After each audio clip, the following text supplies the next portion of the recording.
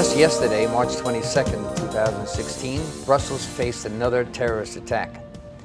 Donald Trump, a letter to Donald Trump. Our nation needs a leader, a fighter, a winner. Americans are sick and tired of being kicked around by a weak president with no idea what Islamic immigrants are up to or what they even are. Can't define it. No, it's not the economy, nor how free trade capitalism works. We don't understand that either. No help with our PC existence, our faux universities. We want America to be great again. That's what we really want. We look like losers being led towards mediocrity in the world's view. No country before America has amassed the greatness we've accomplished in the period of time we have. We've been acting like an America without a spirit. Do not stop speaking for the will of the American people. If only obstacles that were left were for you acting more presidential and clarifying your positions to the people so that they can understand it, well then, maybe, welcome President Trump.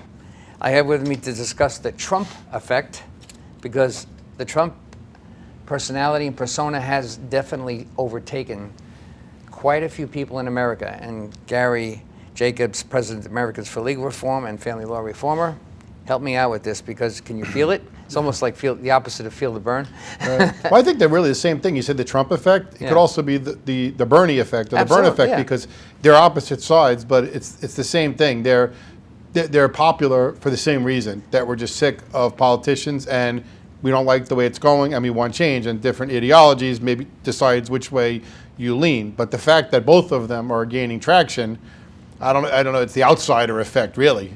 Yeah, well, as somebody who's not ordinarily in charge of a political position. Neither one of them look like it, to be honest. Well, Sanders, I would say Sanders is a politician. He's been in there, but like you said, you wouldn't normally pick him, say, hey, this guy looks like he's going to be the next president of our the United States. I get that, yeah.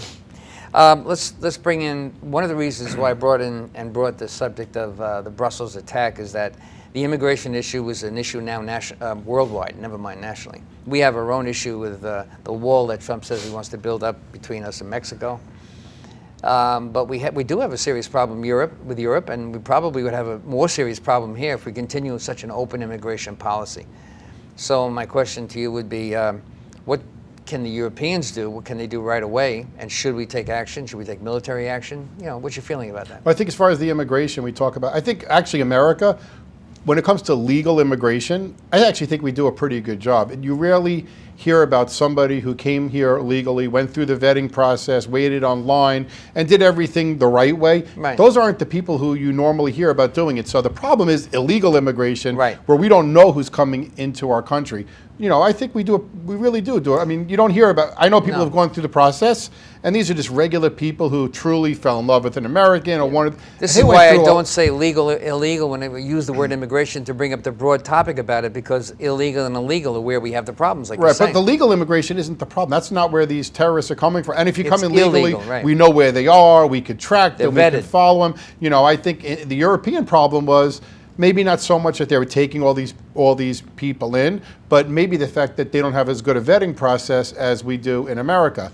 Well, they just took them in. They didn't have a vetting process for these people. So our vetting process, our problem is that we have people, the bad people won't go through the vetting process. They go through the back door, and that's why I think people are like, hey, what Trump is saying is right. We got to seal the borders. And other politicians have said it. The only thing, I think the difference with Donald Trump is when he says it, we believe it. Yeah, that's right. You know, every politician says, oh, you got to seal the borders. You know, not everyone, most of them do. Yeah. But when Trump says it, you say, you know what? I believe that he's going to really be the one to do it. The Germans took in, I think it was 100,000 immigration issues from Syria, mostly from Syria. I think the number, if I remember, 95 or 100, something like that. And now they have, and that was just a year or two ago, and now they have more problems than they ever had before, and now they want to stop it. The Swedish people took in some big number like that, 80,000, some big number, I forgot what it was, and now they're the rape capital of the world. So things are changing drastically with people who ordinarily wouldn't be in these countries, are coming over without any vetting process, as you're describing. The legal aspect is now missing. France has gone through that, and that's why the Paris attacked, and Brussels has gone through it. They've all taken on immigration with a very open policy. So should we then, doesn't it seem obvious to you that we should do the same, we should not do the same thing? Right. Doesn't it seem obvious? Yeah, of course. Well, first of all, you have to know who's in the country. I mean, that's, my opinion is we have to know who's here, number one. So when people argue about, we shouldn't make people legal and give them a pathway to citizenship, I disagree. If somebody's here, we need to find out who they are, document them, go through a vetting process, even though they're here, find out if they've been involved in illegal activity. And we have to know who is in the country, and then you got to turn off the spigot. You got to stop it, and we have to protect our borders. We have to know who is in the United States of America, in my opinion. We can't, how do you have millions of people in your country, you don't even know who they are? Right, I know. That's crazy. When Trump brought up the fact that he was going to build a wall and that the Mexicans would pay for it, and if you remember, Vicente Fox, who's the president of Mexico, said, not on my effing, whatever he said. But he doesn't really mean that they're going to open up their wallets and just dump the money on them. It just means that there's going to be some reciprocity there. They're going to have a problem dealing with some aspect of their trade, right? And they're going to have to basically help build a wall. And that's what the reference is. Why we beat that up so badly, and we're so misinformed about what the opportunity is for Mexico to advantage themselves or disadvantage themselves.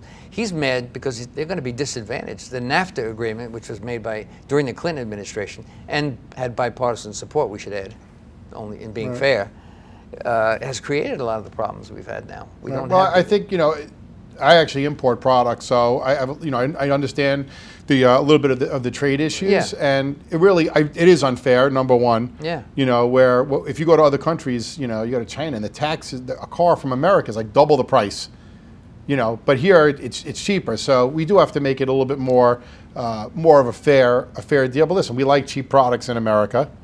But I think part of the problem is that because everything is so cheap from other countries, we're losing that manufacturing in the United States. That's a bigger problem, losing jobs. Right. So I think, what he does have what he's saying is right.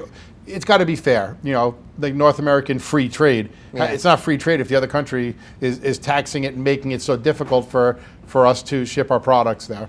Absolutely. Well, Trump has won over the American mind. Well, I don't know. You think what percentage? There's still a pretty big percentage of people in America. We don't know about that because who don't like him, though.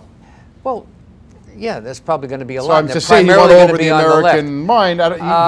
There's a lot of people who he's swinging people over from the independent or the Democratic side. Well, he's definitely got a lot of people, but I don't know if you be enough to have him win the election. Right. Well, we don't know yet. It depends who he's running against, right? No one has ever had this kind of participation in the political process. Well, for presidency anyway. Yeah. I think he's brought in a lot of. And if it was any less, like more. Yeah, like in local elections, sometimes you get people who get jazzed about it, but. Yeah, but not to this extent. Look at they have tens and tens of thousands coming to these arenas. Well, like when Ross Perot ran, you remember there was a big upswell. People, he's going to be the next. Similar. I think he got a lot of people who were just so passionate but I think the timing is right now. That's why Donald Trump rose, because the timing was just right. We're just so sick of politicians. They're all, here on Long Island. Yeah. It's just shocking if you go a day in the news without a politician being arrested or being investigated. It's Somebody enough already. told me that there are more criminals in the political system than there are in the streets per capita. By the average amount. Percentage. Yeah. Yeah. It's well, I think the system creates them. Yeah, we do have to fix things. There's no question about it. But don't you want to believe what he says? Well, I think that's. Part of it is that you want to believe, and I don't agree with a lot of the stuff that he's done and said, but I do like the idea when he says "Make America Great Again." I like the idea of American pride, and I think that's something that we saw a little bit lost. They used to say, "Hey, you remember there was the campaign Buy the Union Label," and there was American pride. And I know there was a time when people would pay more money for an American product, and we've lost that. Just like we've lost the mom and pop business, where it used to be.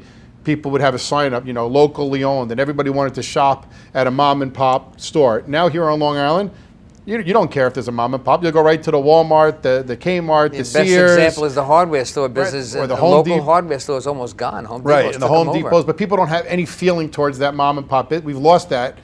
I think there's some towns across the country. I think it could come back.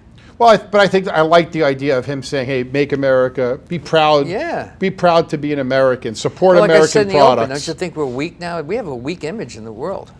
Yeah, I think the world still knows that we're pretty, that we're a superpower and they're the most powerful country in the world. I think some of the issues was that other countries, when Russia takes over, bombing and tells the president of the United States, 10 minutes after a meeting, sends a general in and says, "Hey, here's what I'm doing." that's slapping the president in the face. It really is. So, but at the end of the day, listen, Russia knows we're a strong country. It's only going to go so far. You So think? Is that what you're yeah, saying? I think he could. Maybe the other countries are going to go right up to the line, but they still know not to cross the line. One of the reasons why I think we had a guest that was running for office, David Gerfein, and what he had said is that sometimes you just have to impose your will.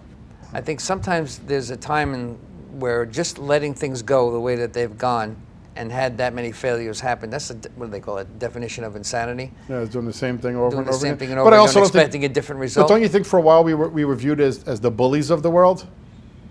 I think it used to be people used to say, well, it's not up to the U.S. to be the peacekeeper and to. That's a big fight behind the scenes, no to question spread about it. democracy. But in my opinion, you can't sit back also and allow innocent people to be slaughtered. That is the responsibility. That's why we're such a great country and a great people. What also happens is that people look for leaders. They look for leaders in people, and countries look for leaders in other countries. The world has always, at least in the last 50, 60 years, looked as America as the stalwart on top of the pyramid type of country. We've always been up there. And we haven't lost that, but we are losing. We are in the process of losing it now. Yeah, I'll agree with that. So that's one of the reasons why Trump is so popular at the moment. Right. Because he's saying, let's make America great again. Because we all recognize we're not so great anymore, at least by the perception. Yeah, I mean, listen. At the end of the day, we still are the best country on the face of the earth, where people have the best. We have the best of everything. But listen, we're not a perfect country. Don't you believe that somebody has to be in charge, so to speak, in the world? Well, but being in charge. I don't like the idea of being a policeman either. But to me, being a leader of leader of a company sets the tone for the whole company, right? So I think the leader of a country sets the tone for the country, and I think the feeling with Obama was when he was going around apologizing and sort of belittling America, and when the president of Israel comes, I'm not gonna meet with him. I'm the president of the United States. It doesn't work. And then you start to lose that persona of, hey, you know what? This guy's a powerful man, and we're all gonna follow the president. I mean, I really have looked at not just this administration, but I wonder why. I mean, my friends that are on the left, and I do have friends on the left, all think that, and I shouldn't say all think, but many of them know that there's problems, but they still want to align themselves with a belief system that says that Obama's done a good job. Well, but I don't think you could say that everything the man has done is bad. I mean, that wouldn't be. Listen, if the gas prices are up, we'd be saying what a horrible job he did. The gas prices are down. Yeah, maybe he's got to get some credit. We haven't had a major terrorist attack on our soil. We have a glut in oil production. That's why the prices were driven down. But if it was high, you would be blaming it on him, right? Well, what I wouldn't ordinarily do is I didn't do this when Bush was president either. I don't blame him for everything. Right. He had a Congress he had a Democratic. But what Congress. about the fact, Chris, that we haven't had a terrorist attack? And I'm not an Obama fan by any means, but we haven't had a terrorist attack on our soil. Well, we could say that you about could say, well, Bush put it in. You could say that about Bush before that. Well, until he had it, No, he had it when he first took office. So that deal was made 8 years prior. He didn't have anything to do with that. But the fact that we still haven't had one, he's done. I think he's done okay on our security. You wouldn't give him that? I'm not sure if I give it. And I'm not saying I shouldn't or shouldn't. I don't know. Right. I mean, I think we have to give him credit for that. I don't think it's fair to say everything. Obviously, when he ran for office, I didn't support him. But I said, maybe he's right. But certainly, the African American community hasn't benefited. From that. Our employment, I think, is way, way higher than. How's your hope and change was the thing. Yeah, I mean, I think he talks about the unemployment rate. To me, our unemployment rate is horrible in this country. People are underemployed, or they fell off the rolls. Our unemployment is way too high in this country, and that's a problem. And I think if you made people feel good about our country, they would go out and spend, and that would stimulate the economy. One of my questions was about the economic issues, and Obama says we're doing well. When's he not going to say we're doing well? I don't know. Right, things are bad. You could say you're doing well. I can't imagine him saying things are bad anyway. Right. But if you don't have a job. He could say there's hardly any jobs out there for anybody. Right. Prices have been driven down. Salaries are driven down. There's no work because NAFTA has all these companies leaving. There's 2 more big companies that just left in the last few weeks. Right.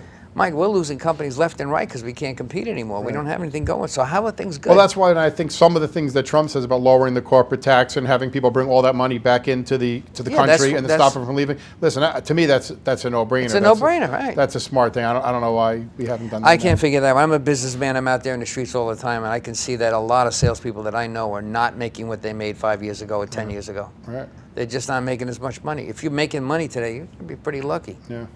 Because things are certainly not the same.